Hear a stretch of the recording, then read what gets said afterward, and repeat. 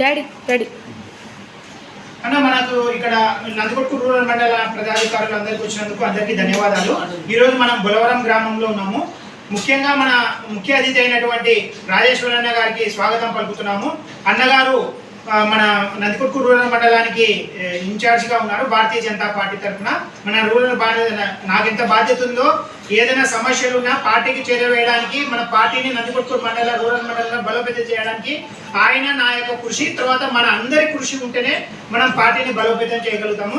ఇక్కడికి వచ్చిన అందరికీ ధన్యవాదాలు. ఇక్కడ మన అనుసూయమ్మ గారు బొలవరం గ్రామము, నారాయణ రెడ్డి బొలవరం గ్రామము, రమేష్ బాబు గారు, తర్వాత కోనేటి మోపల్లె అన్న, భాషా అన్న గారు కొనిజాల, తర్వాత వెంకటేశ్వర్లు గారు కొనిజాల, తర్వాత మన నాగరాజన్న చాలా యాక్టివ్గా మనకు బాగా సపోర్ట్ చేసినారు.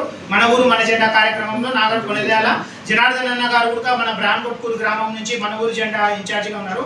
చెల్లా వెంకటరెడ్డి అన్న గారు మనకు చాలా వెనువెంట ఉండి కొనిజాల గ్రామం నుంచి చాలా సపోర్ట్ చేస్తున్నారు. మనకు భాస్కర్ రెడ్డి బాబు గారు మన ప్రస్తుతానికి మన ట్రెజరర్, మన పదాధికారులు ట్రెజరర్ ఉన్నారు బొలవరం గ్రామము.